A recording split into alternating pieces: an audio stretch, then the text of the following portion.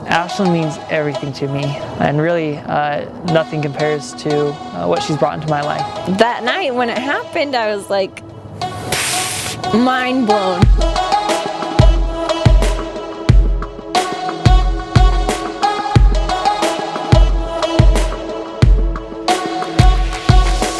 I originally got the idea after we got back from a trip to Malibu. It was once I got home, I just knew I had to marry this girl. I was talking with my family, and we had this idea to go flying to kind of recreate that second date that Ashlyn and I went on.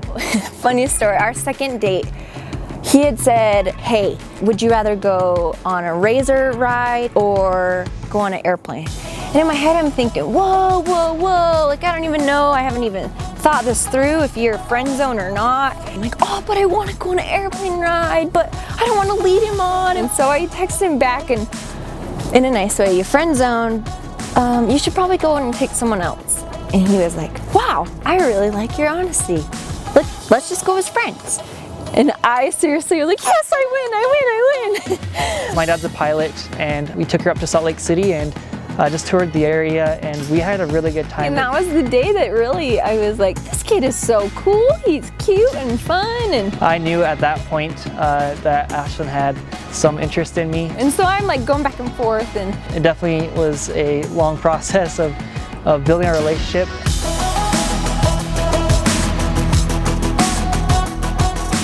So the plan that we came up with together was to recreate that second date. And we would do that by making Ashlyn think that we were going on an anniversary dinner with my parents. We're out here with Daniel at the airport. We've got his dad right here, and this plane has a big part to do with this proposal. Tell us a little bit about what you're gonna be doing. In essence, we're gonna come down tomorrow, pick up my dad from the airport. Suddenly my mom's gonna call and say that she's running late. With this extra time, we're gonna go for a quick flight. While we're in the air, her family's gonna come into this hangar right here. When we open the doors and let her out of the plane, I'm gonna propose to her in front of her family. Are you nervous? Very. So when the day came for the proposal, I was just, oh man, I was anxious, I was nervous, I was so scared of her finding out. Because between Tyson, me, and my family, we put a lot of work into planning out this proposal. Dan reminded me, we're going to dinner with my parents for their anniversary. I'm like, why in the heck would we go to your parents' anniversary dinner? Of all places, like give them their space on the day that they're celebrating each other. And Dan picks me up from my place, and we get on the freeway, and he starts freaking out about the traffic, and Dan never freaks out. But he is just like, oh man, like there's so much traffic, we're not gonna make it. And I'm like, we are fine. And I'm sitting there nibbling on crackers that he brought me because he knew I was hungry, which I thought was sweet. He gets a call from his dad, and his dad's like, you're gonna have to pick me up from the hangar. And then I kind of go off again. I'm like, why do we have to pick him up from the hangar? Can't he just meet us down the road? Like, we have to backtrack. So then I get sassy again, like I always do, and it's probably just because I'm hungry. How long have you been doing this? When Daniel arrives, I'm going to call Ross and say, oh my goodness, Ross, I'm running late. And he's going to say, oh my, you're running late, so let's just go for a flight. And just take, you know, we'll just go around the pattern, come down and keep it casual. And then once they take off, we'll all go down to the hangar and we'll hide in the hangar. Falling over all day. So do you think she has any idea? No. She's so blonde. No. I'm sorry. Can I say that about my own child? I'm not scared, I'm not scared, I'm not scared. Once we arrived at the airport to pick up my dad, it was really nerve-wracking because I could see all of her friends and family's cars lined up outside the airport. And then randomly, he stops this conversation that we're having, which I thought was like a really good conversation. And he goes, hey, over there in that field, my dad says they catch owls on the camcorder thing. And I look over and I'm like, no way. And it made no sense, but at least I got her to look over and not see any of her family's cars as we drove past. So once we got into the gates of the airport, the coast was cleared so we could go straight to the airplane. And Dan's like, come on, let's go talk to my dad in the hangar. And I'm sitting there and I'm like, heck no, it is cold out there. You go talk to him, I'm gonna wait in here. Well, I think it was about 17 degrees at night. So I was worried that I'd have a hard time talking Ashton to actually getting into the airplane. And then him and his dad come over and they say, hey, Margaret just called. She's gonna be 45 minutes. Which was perfect timing because my dad then offered to take us flying together. And I would never pass that up, ever. She hopped right out of the truck and went straight into the plane, and that was like 90% of the work done right there. I was so happy that she hopped right in. I'm forgetting how I'm doing it.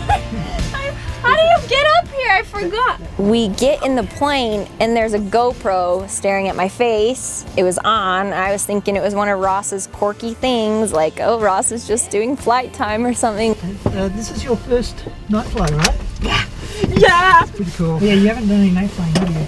We just talked about this. As we taxied away on the airplane, I was just so nervous because I was trying to get my GoPro camera on. I was trying to plug in the audio so we can listen to everything that was said during the flight. Can't believe you haven't gone night flying yet. This is exciting. I almost lost it when we were taxiing out because my dad accidentally went right next to Tyson filming. And apparently Ashlyn said she saw someone out there with a camera. I'm looking out the window and I see the shadow. But it never occurred to her that camera was filming her. It was really funny.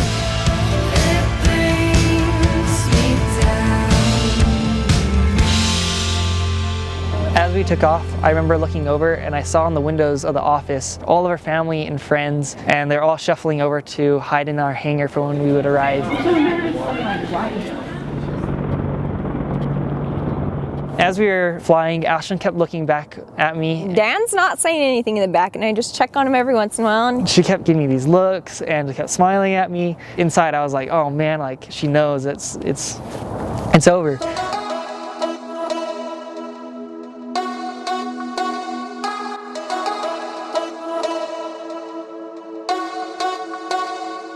Dad flies us around the Oak Mountain Temple, and I thought that was really special. That's so crazy. I love it. Dan, are you gonna get a picture of that? Oh, there you go. So pretty. Once we landed, I was getting really nervous. Just as we got closer and closer to that hangar, I knew that the big moment was coming. Right when we arrived, it was just the worst timing because a military helicopter came and landed right in front of our hangar, and there's tons of wind, just noise. And he parks the plane funny. I don't know why I noticed it, but he parked it weird. This one's for us. It's time to live it. Ross is like, Dan will get the door for you. And in my head, I'm like, I can get my own door. I always do. And the hangar door wasn't going up fast enough, and I could see everyone's feet standing along that line.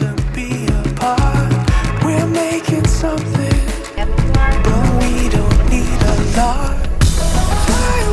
All I saw was this red mat.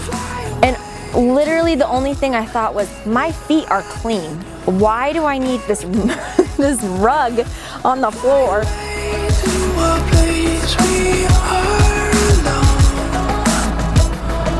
Hi. What the heck?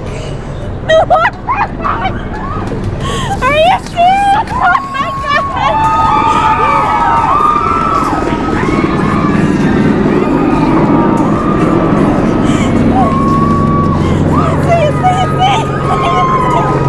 Ashlyn, okay, Griffin, will you marry me?